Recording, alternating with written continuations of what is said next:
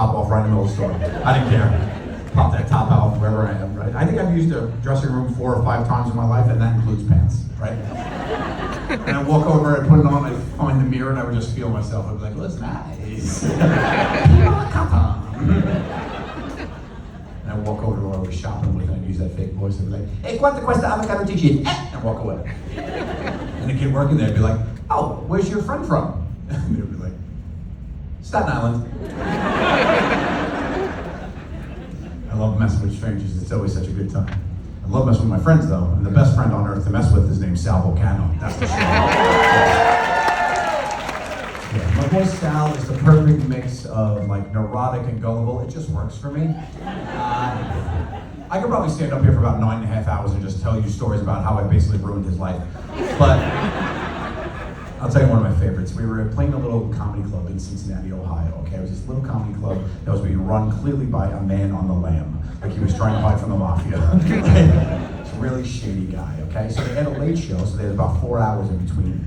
We had some time to kill. So he goes, hey boys, we got some time to kill between the shows. What do you fellas want some massages?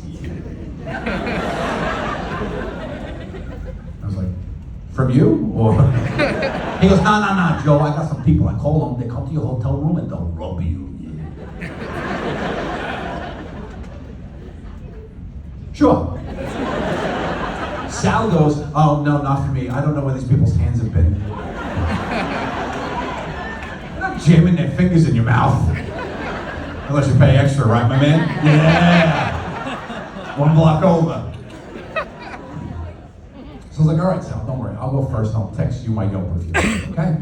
I go to the hotel room and I wait, and the person that shows up is exactly who you were imagining when I say someone who will come to your hotel room to rub you. The woman walks in with the table, okay? Not a massage table, friends. A straight up, white, 6 foot, fold in half Costco member. Yeah, still in the cardboard box. Walks in, sets up the table, locks the legs, digs in a bag and takes out, she doesn't have the face cradle, you know, the little toilet bowl seat for your face. She has a travel neck pillow that says American Airlines on it. Takes it out, puts it on the table, and then has the nerve to turn to me and go, okay, sir, we are ready. Please make yourself comfortable. I'm looking at this flat surface and my capital D-shaped body, knowing how curves work. I get on the table and I start seesawing on that son of a bitch, like the scales of justice. She turns on her iPod, it's playing some weird-ass low carnival music. Like, and then she takes out, she doesn't have a sheet to cover me, she has a linen tablecloth. I'm looking at the pieces of this jigsaw puzzle and trying to figure out the mystery like I'm Dora the Explorer. And I quickly realized what has happened here is probably she was at a kid's birthday party and the shady guy needed some help. He called her up, he's like, Doreen, you gotta do me a favor, pack it up, go over to the Hilton, rub this Impractical Joker for a quick $200. She shows up and he's like, sure, backpack, and came over to the Hilton. We're sitting there, getting rubbed in the Hilton, room 612. The iPod dies, dead. Now it's dead quiet in the room. That's even odd for your boy Joe, and I've seen some shit. A couple minutes in, she starts doing this. And I quickly realized what she's trying to do is cover up the sound of the farts coming out her butthole. Yeah. The iPod might be dead, but the ass pod is on shuffle, friends, okay? And it's playing all the hits of the 80s, 90s, and today. But the problem is, her frequency and volume are completely off, so I'm just getting crop dusted in a cacophony of fart sounds and throat clearings. Okay, extra. This goes on for 42 minutes. It was a good deep tissue, they're hard to come by, I just held my breath and wrote it out. Massage is over, she leans in, she goes, okay sir, we are finished. How did you like the massage? And I look up from the little travel neck pillow. And I go, it was fantastic. And then I ripped the loudest fart I can. And then go, So I'm playing chess, not checkers, lady, okay? You don't mess with me, I mess with you. I'm the professional. Please. I hop up off the table, she starts cleaning it up, I grab grab my cell phone, I text Sal. Sal, unbelievable massage, buddy. One of the best I've ever received. I'm sending her down 5 stars. Jesus Christ, hands emojis. And then I go back to the little comedy club, and I wait in the green room for my boy Sal to show up. And oh, does he show up, friends. He kicks that door in like he's a SWAT team leader. You never believe what the fuck just happened to me over at the hotel?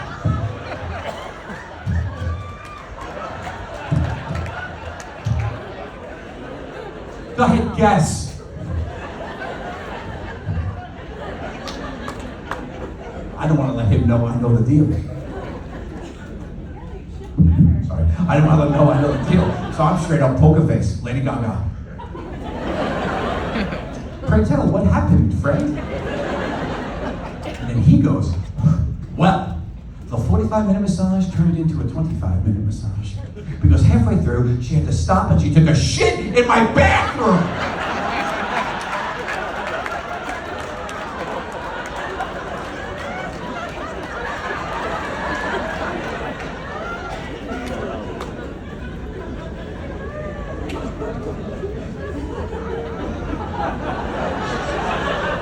I say nothing for 4 years. 1/3 of your life.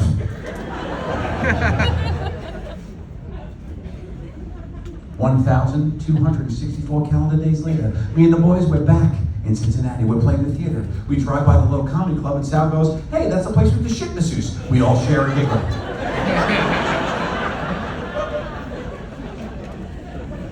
Then I go, oh, the one that farted. He goes, what? I go, what? He goes, what'd you say, sir? What'd you say? What'd you say, Joe? What'd you say, Sal? What do you know, Joe? I gotta come clean. So I go, buddy. She was farting on me for 4 to 5 minutes while I was sitting down. And he goes, takes out his phone, scrolls back, he goes, but you gave her 5 stars! 5-star month, pal, I don't know what to tell you.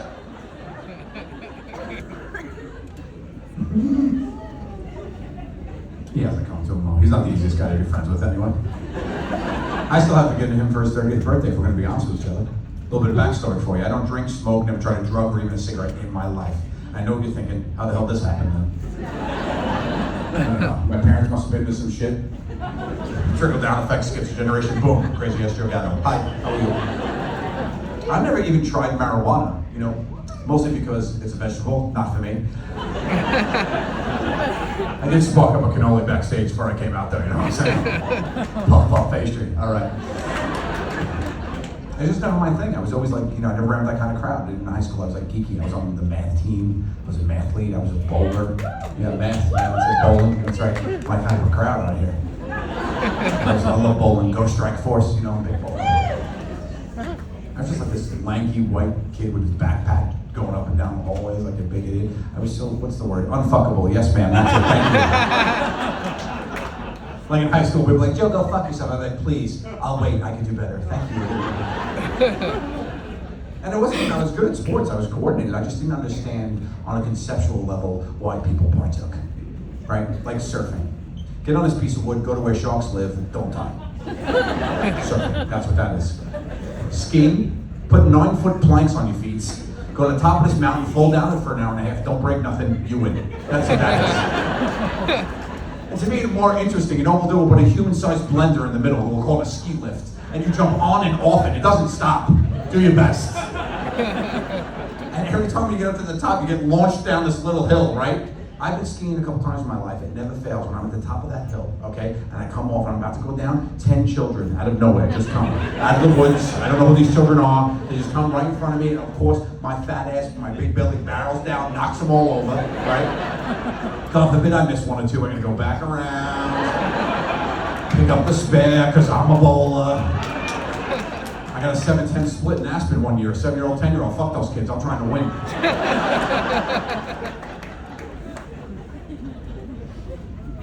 So it's Sal's birthday because I don't drink or do anything. I'm the designated driver, okay? Oh, and for all you kids out there, a designated driver is just an Uber that you know their name.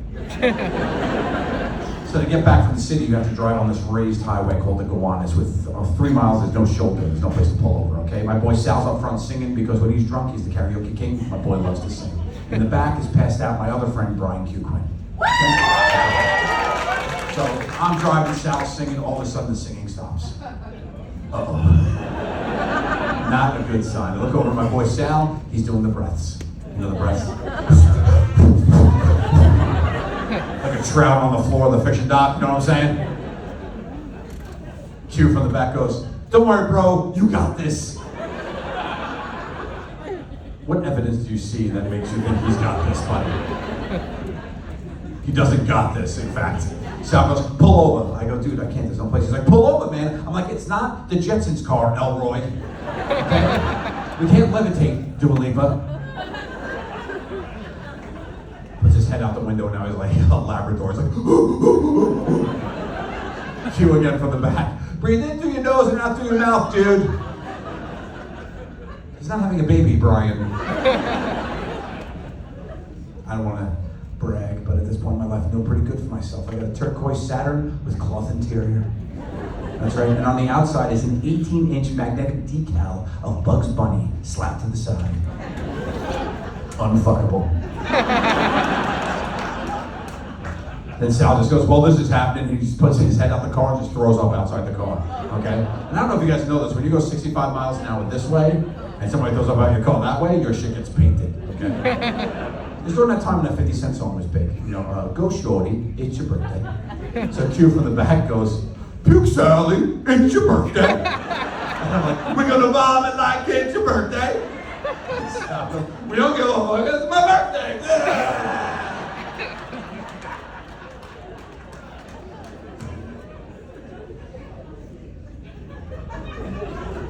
It's 4 a.m. at this point. I've had enough. I want to get these guys home. So I run a stop sign, and we get pulled over. Okay. This is during the time when Brian was FDNY, firefighter in New York, right? So from the back he goes, "Don't worry, bro, I got you." How? I'm not on fire, Brian. It's not a stop, drop, and roll scenario. What value are you adding? The cop comes over and he goes, "License and registration." And as he says that, a fistful of PBA cards, you know the cards that say "you know cops," comes flying over my shoulder from the back seat. Hits the windshield, bounces across the dashboard, and the voice from beyond goes, "It's cool, bro, I'm a firefighter." You're not even driving. The cop goes, "Have you been drinking?" I said, "Me, officer, no. These two? A little bit." And as I say that, his partner walks up, sees Sal's side of the car. And he goes, "Oh, man. Bugs Bunny got jacked up, dude." Poor Bugs. Looney Tunes fans up in here? Anybody like Looney Tunes? Yeah. I'm a huge Looney Tunes fan. I loved Wile E. Coyote growing up. He was always my favorite. I always laughed so hard when he fell off a cliff and he would run in place before he fell. I always thought that was so funny. And I had never seen that in real life until one of my old dogs, Mishkin. Buckle up. 14 years old, no teeth, tongue hung out of its mouth. 5 pounds, blind as shit, used to walk off everything. Sofas, stairs, beds, whoop, didn't care. Okay? I have an in-the-ground pool. One day, here comes Mishkin, whoop, splash right into the water, okay? I'm thinking what we're all thinking. It'll swim. It's a dog. It's a dog. Dogs have a swim named after them, the doggy paddle. Okay? All dogs know how to swim, like all chickens know how to dance. Machine starts doing one of these half-assed, one-armed. Starts slowly sinking like a cinder block to the bottom.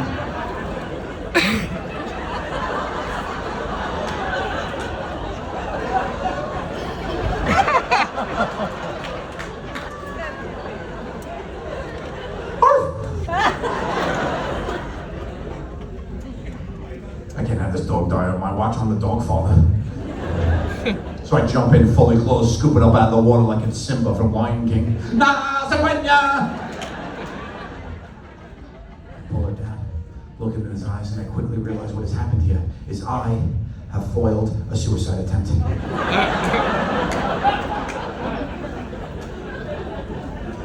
He's looking up at me like, why, Joseph? 14 years, bro, come on. What more do you want? I love my dogs. I got like 20 dogs now, man. They're the best. Adopt, don't shop. Save them all if you can, friends. They're the best. Yes, thank you. And I name all my dogs after Italian desserts and pasta dishes because that's on brand for me. It wouldn't make sense if they were named after like exercise routines. Here's my dogs: push-ups, sit-ups, treadmill. No. You know, I got cannoli, biscotti, tartufo, spumoni, strufel, and Napoleon, calzone, mozzarella, the brother and sister fettuccine alfredo, ravioli, cavatelli, linguinis, spaghetti, you know, cupcake, I got them all. And I got the 2 kids at the house too. The fuck are their names? Bravo! Don't matter, they're not part of the story, don't worry about it. No, it's fun with the kids. I mean, you know, it's great to see that we watch Looney Tunes together. They love that. We watch classic Disney. We just watched Cinderella for the first time. And I don't know if you know the story of Cinderella, but it's basically a hostage situation. This woman is forced to do chores and play with rodents locked in the basement. And, it's basically the movie Taken, but without the Liam Neeson club.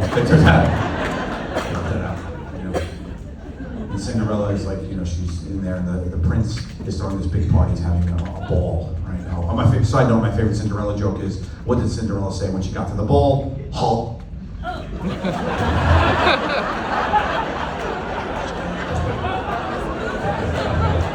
Tell a friend. So,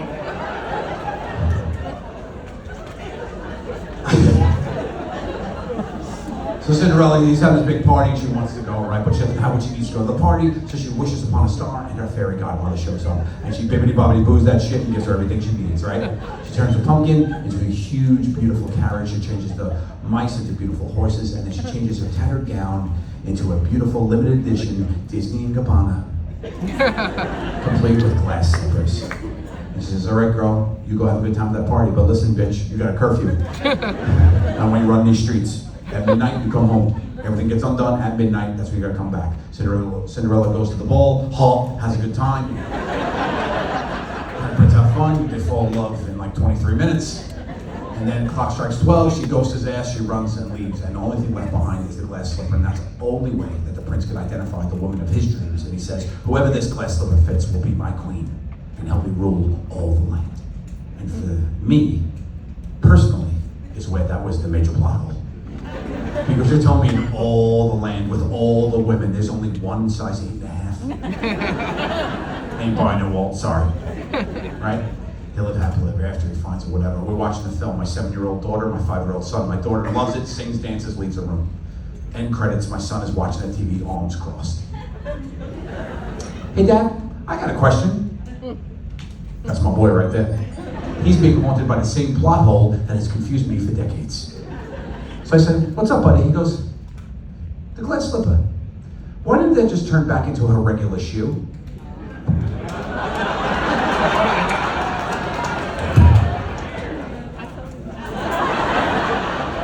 My son is Elon Musk. I have a genius child. I have a genius boy. He's a genius. I didn't think of that. You never thought of that. I'm flabbergasted for reals. I'm like, oh, good question. He goes, why, Dad? Looking to me for answers. I go, well, he goes, why? He's getting indignant, he's backing me against the wall, so all I can say is, well, son, it's some just straight up Disney bullshit. He accepts that as the truth and walks away. The next week, I come home. I said to the babysitter, how'd they do? He's like, good, we were gonna watch Cinderella, but your son said he doesn't watch some straight up Disney bullshit, so. Raise him right. We just recently went to Disneyland. I thought he was gonna walk into Cinderella, I'm like, let me see your shoe, bitch, what's up with this thing? He didn't. We ended up, we went on that new ride, that new big Star Wars ride, Rise of the Rebellion, Rise of the Resistance. Okay, sorry, Luke Skywalker, I didn't mean to offend you. Rise of the Resistance, my apologies. So we went on this big ride, right? So if you don't know the story of this ride, it's like this huge thing that Disneyland and World had just done, and they invested hundreds of millions of dollars in this ride. And I have to tell you, it's worth every penny. You can see the work that went into it, okay? And it's a full experience. It's a full thing. It starts when you get online. You get online in the woods as part of this resistance of the rebellions, right? And you're going through the line here, and there's all these people in character and whatnot, and then you get to a certain part, and you end up getting, the bad guys show up, right? Here comes the Empire, or whatever the hell they are, right? The First Order, they come at you, and then you have to run away and go and try to escape into a spaceship. And it has these 90-foot LED screens that it looks like and feels like you're in outer space. And there's galactic battles going on with everything getting blown up. And then you can land and you get abducted and you land on their Star Destroyer. When you walk out, there is 100 animatronic stormtroopers that move with their heads and their guns are pointed at you. It's super, super and so well done, right? I am blown away. I think it's awesome. My son, not so much.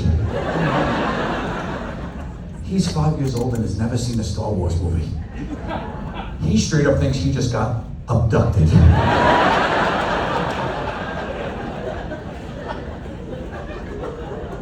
I'm replaying this whole thing in my mind. And it was a very different experience for his father, who is a Star Wars nerd and loves everything Star Wars. To him, we were online for a ride in the beautiful forests of California with some nice people talking to us that all of a sudden got a little scared. Started screaming, if you will, and yelling at us to make a run for it, to which we ran onto a carrier and took off into space to where an intergalactic battle of explosions were happening right out the window. I'm running, I'm like, come on, buddy, we gotta go. He's like, why? I said, we have to get out of here. He goes, where are we going? I said, we're gonna go into space. He goes, to space? He's hugging the railing, looking at the earth, looking into the space as there's explosions, the whole thing's shaking. I'm going, isn't this cool? But he goes, no! I want to go back to Earth! We come onto the stormtroopers, there's all the stormtroopers with their guns pointing at us. I'm like, oh no, oh my God. He goes, who are they? I'm like, the bad guys. He goes, the bad guys? Then the tour guy that had me, he's like, Joe, he's a fan. So he's like, Joe, he's like, after the tour leaves, he's like, don't worry, just hang back with your family. We'll take a really cool picture of you in front of all those stormtroopers. I'm like, awesome. So then everybody leaves. My son goes, Dad, they're leaving, we gotta go. I'm like, no, we're gonna take a picture. He goes, with who? I said, the bad guys. He goes, with the bad guys? So we sneak and we take a photo, and the photo is my family all smiling, and my son is like, geez, scared to death. The ride ends, spoiler alert, with you escaping. And you get on this drone, and you go onto this thing, you get into an escape pod, and as you get into the escape pod, it gets shot with a missile, and you crash land on Earth in one of these 4D experiences, where the whole thing shakes, and you come down, and this wind blowing, whatever. I am legitimately scared by this. I've never been on the ride, so it catches me, I was surprised, I go, oh, and my son sees me, he goes, ah! And starts screaming.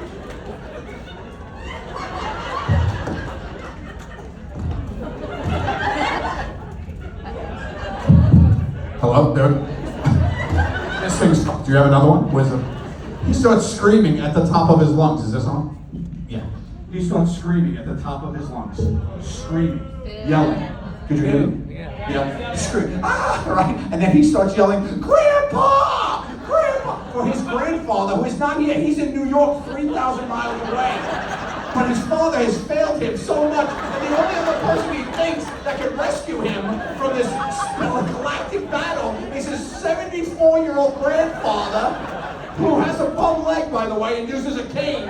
He's like 5 foot under. He's Yoda. He's screaming for Yoda to save him. When the ride's over, I realize and I look at my son and it clicks that what a bad father I have been. He is beet red, screaming, crying. I pick him up, and he just goes, I want to go back to Earth! I want to go back to Earth! As we walk off, and I go, buddy, it's all right, it was just a ride. He goes, I'm never coming back to Disneyland.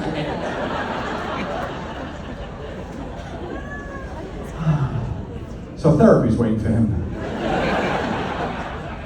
It's funny because, like, you know those people that say they've been abducted by aliens, and they believe that in their soul? This happened to my son as a core memory at 5. He's one of those people.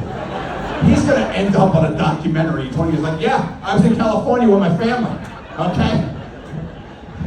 We were just having a good time at the theme park. I got abducted. We escaped the space. I have a picture, look at the picture. This is me. So funny. Poor kid. It's fun to see them like raise, like when they like grow up and they want to be like little yous. Like my son, with the dogs, it's so funny to see him try to control them all because he's like this big and they're all just jumping around him, you know. And people always say your house has to be a little crazy with so many dogs, but it's not. It's really just like a pack mentality. All the dogs just hang out and they follow the house rules. Like if I open the front door to my home, they know not to run out. They all just sit at the open door, like it's a Hallmark card. They have to learn that rule, of course, right? The first day I have Strufla, okay? She's my big girl. 55-pound rescue from the Bahamas. This big, fat, lovable, cuddly, it's okay guys, she called me the same things. Super snuggly dog, right? I love her, okay? First day we have her, I have her 14 hours.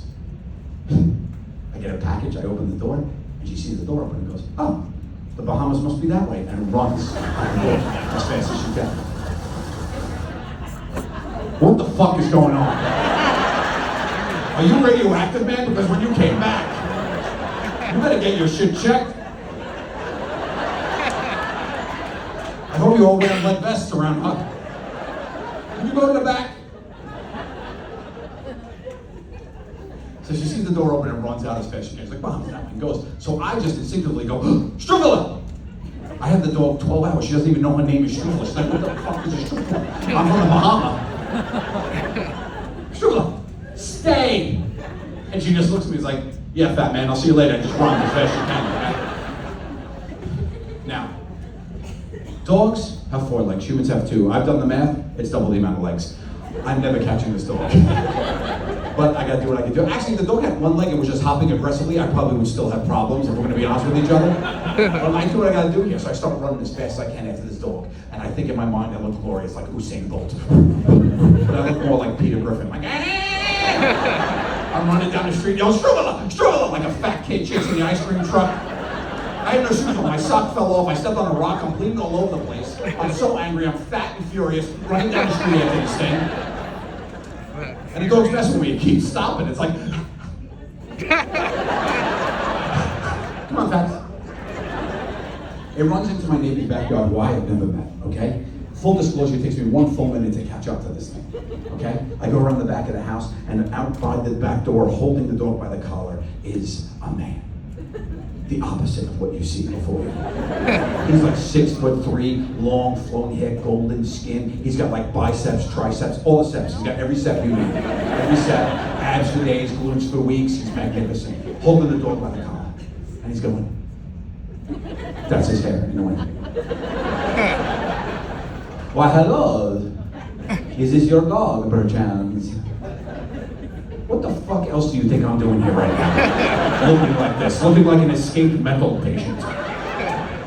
You think I'm trying to sell you a vacuum door to door? Talk to you about the Lord and Savior Jesus Christ? No, I'm here to answer the question, who let the dog out? I. That's what I want to say to him, but I'm so out of breath I can only go.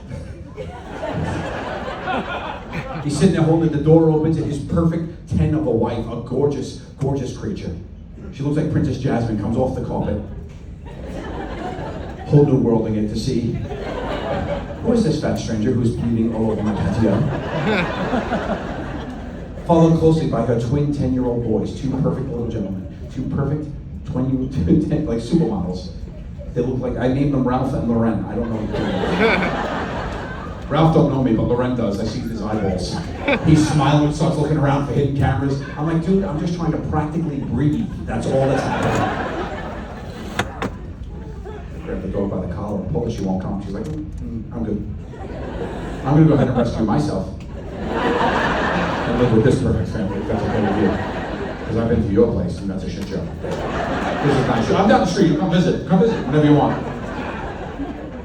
I pull her. She won't come. She won't come. I pick up this dog, and I'm mid-cardiac arrest. This fat, stupid dog, bleeding all over this woman's patio, leaving a slime trail of my DNA like it's Law and Order SVU. I just want to get home for a cupcake and a tourniquet. And as I'm walking down their driveway, you know that feeling when somebody's looking at you? I feel that. And I turn around, I look at the home, and in the upstairs window is little Loren.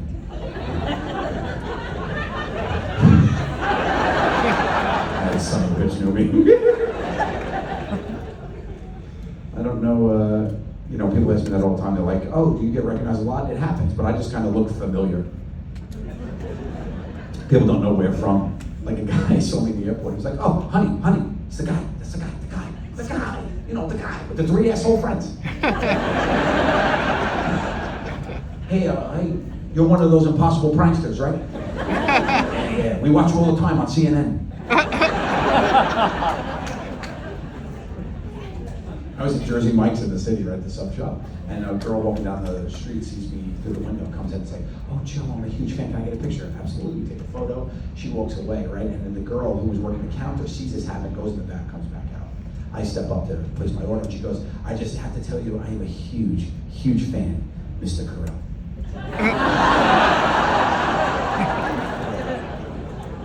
Now I know I look like Steve Carell a little bit, but I don't sound like him. But I don't want the jig to beat up, so I just go. She goes, "We're all fans. Do you mind taking a quick picture with the crew?" She pulls me behind, and the whole workforce comes out, and I'm behind the counter, and everybody's just saying, "Oh my God, Despicable Me is my favorite movie. I love that. Oh, The Office is the best TV show ever. Heaven Almighty was my childhood favorite film." And I'm just standing there, not singing and going. They take the picture, I take all my food for free, I just walk out. And then they tweet the picture, they put, @Steve Carell loves our sandwiches. There is such a thing as a free lunch, don't forget it.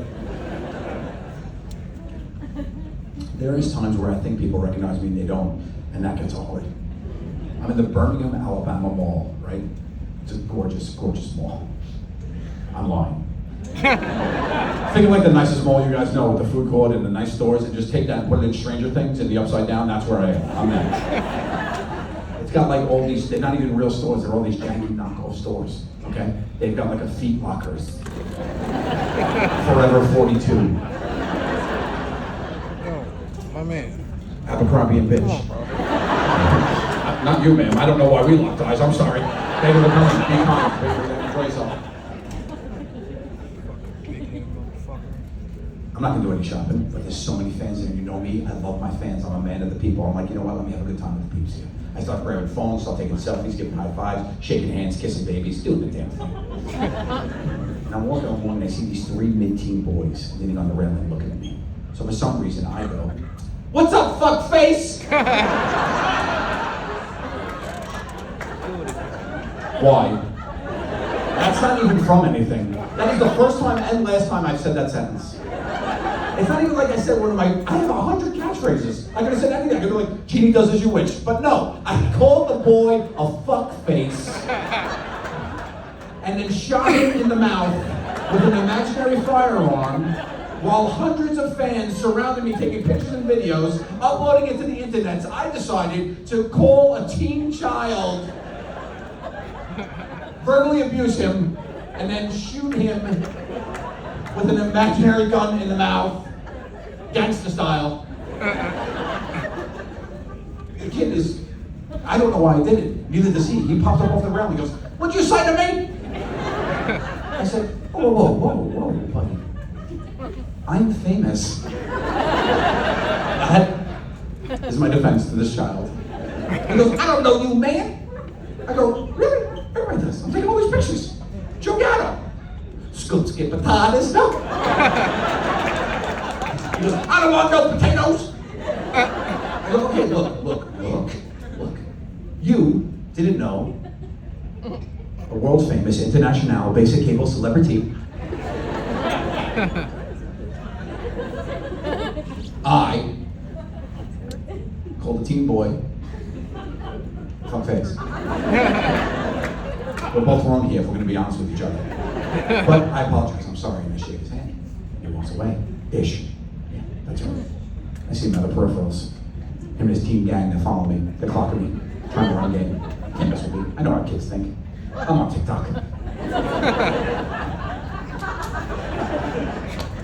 He told me to throw it back. About, you know. Guys, my money don't jiggle. That's all I'm saying, okay?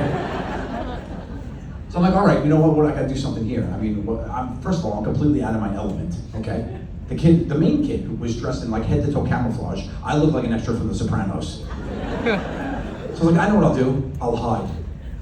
I'll play hide and go seek with these children like I'm their babysitter. So I run into Bonanza Republic. And they have their Dockers, their fake pants, their Fockers, if you will. And I run and I hide amongst the Fockers, right? And the kid walks in and goes, "Just messing with you, Joe, huge fan," and gives me a fist bump and walks out. So I punched him right in his face.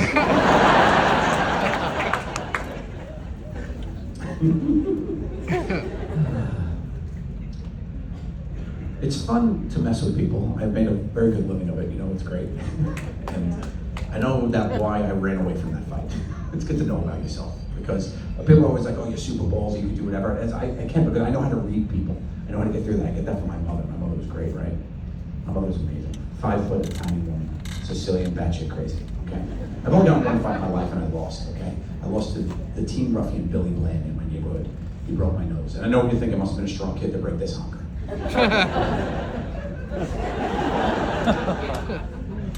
So he breaks my nose, I come home, and my mom answers the door, and I'm bleeding all over the place, right?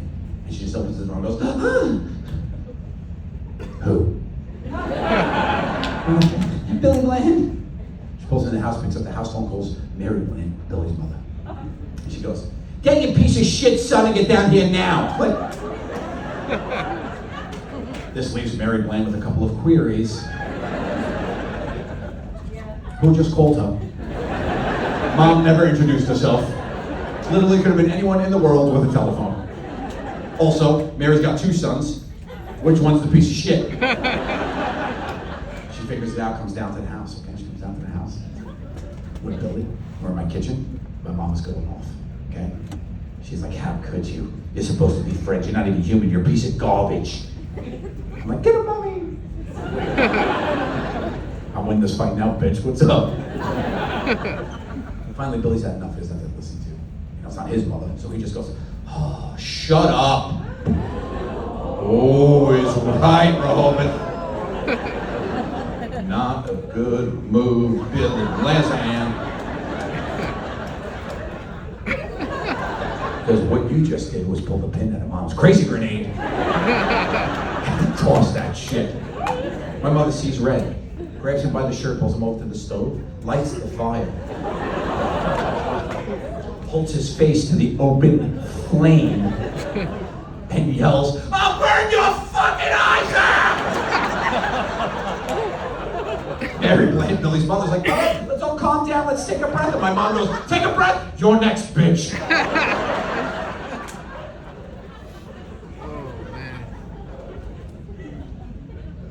They moved.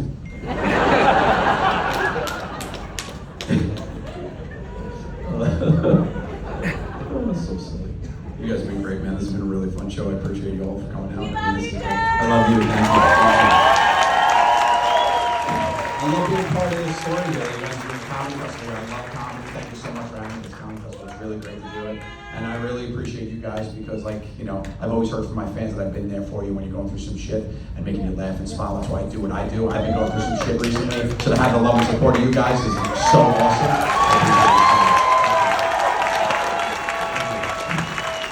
And I enjoyed the festival this weekend. It's really cool. I'm so happy to kick it off. It's really nice to be here in this auditorium.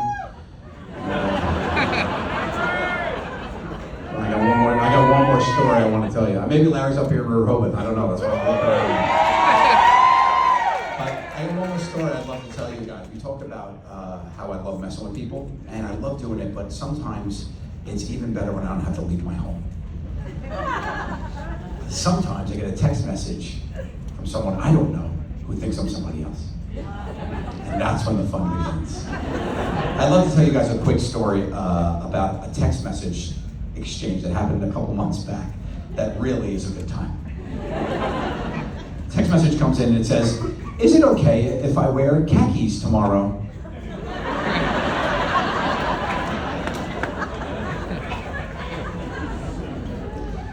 Khakis. America's paint. Seems like a yes or no question, right? Wrong. When you're messing with people, the devil's in the details. You really want to dig in, okay? So I say, jeans will be fine as long as they're not low-rise. And they say, "Are you sure? Nobody wears them in the office." But hey, you are the boss. That's me, I'm the boss in this scenario. So I say, you got it. Where are you parking? And they say, where I normally do, up by the university. Now, I need the geotarget. As a boss, I need to know where I run my operations for tax purposes. So I say, oh, gotcha. Out of curiosity, what do you call the university? And they say, BU, what else would I call it? And I say, some people call it Boston University, and that really annoys me. Haha. To which they reply, me too, LOL, boom, we're in Boston, everyone. Welcome to Boston. Grab a jacket, it might be chilly, I don't know, I'm not there, okay? I'm the boss, I should start doing some boss shit. So I say, any way you could get in about a half hour early tomorrow? Don't owe me, this is a grown adult. Texting the wrong number. Check your digits before you wreck yourself. That ain't on me. They say, sure, no problem. So I open up Google Maps. And I search for bakeries near Boston University. And I write, great, do me a solid. Go to Brugger's Bagels and grab 2 dozen donuts for the office. Keep the receipt. I'll reimburse you.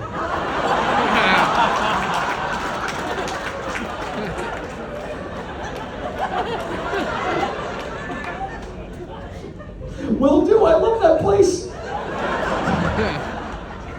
Now this is fun for me, I'm having a good time, but period, at the end, the conversation's over, but your boy Joe wants back in.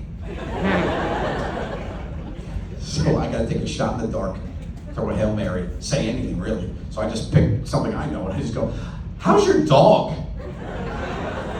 To which they reply, much better, thanks for asking. Bingo was his name-o, y'all. He's super attached to me now, though, after the surgery, to which I reply, oh, that's super sweet. Why don't you bring him to the office tomorrow?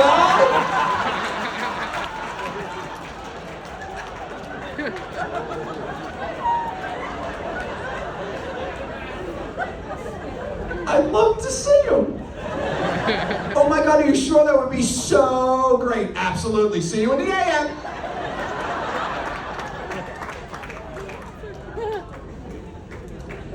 And now we wait. Think about what just happened here, friends, right? There was nothing was going on. I made it something. There is someone now who lives 4 hours north of me, picking out their finest denim. Setting an alarm clock 1/2 hour early is gonna go and pick up 2 dozen baked goods that they're gonna be out of pocket on. They ain't getting that scratch back. And they're gonna walk into their office with a dumb chihuahua and a cast and 2 dozen donuts. Be like, hi, I'm here. I did that. I'm so excited to see how this pans out. I can't sleep. I can't sleep. I'm laying in bed, looking at the ceiling. 1 o'clock, 2 o'clock, 3 o'clock rock. You know, it's like all stupid stuff just starts creeping in your head when you can't sleep. You're just thinking about stupid stuff. All dumb thoughts creeping in. I'm laying in the bed, 3 o'clock in the morning, just like. How did Dracula's hair and ties always look so good if you can't see his own reflection?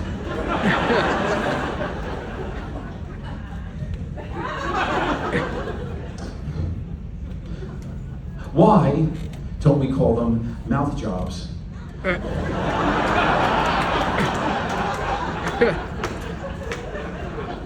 And if we did, we'd have to rename the nose job because that don't track.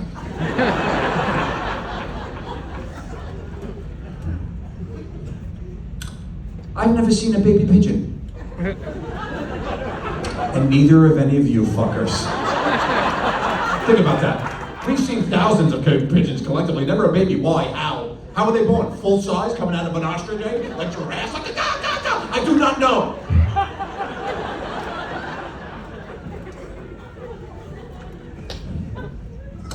How surprised was the first person who ever threw a boomerang?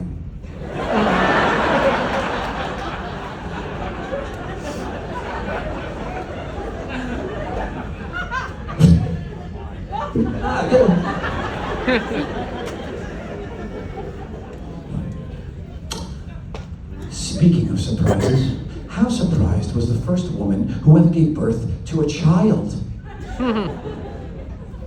Unga Bajunga is sitting in her cave. thinking she's packed on some pounds over the past 9 months. Maybe eating too much brontosaurus beef, velociraptor sliders, what have you.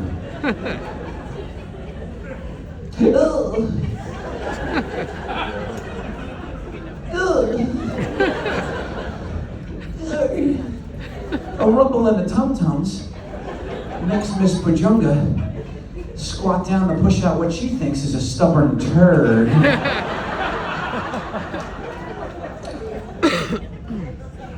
A baby falls out of her.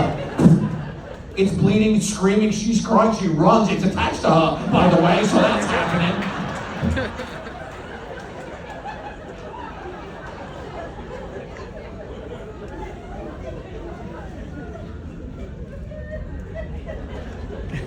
(9:02 a.m.) New text message comes in. Simply says, "Who the fuck is this?" I'm Joe Gatto, bitches.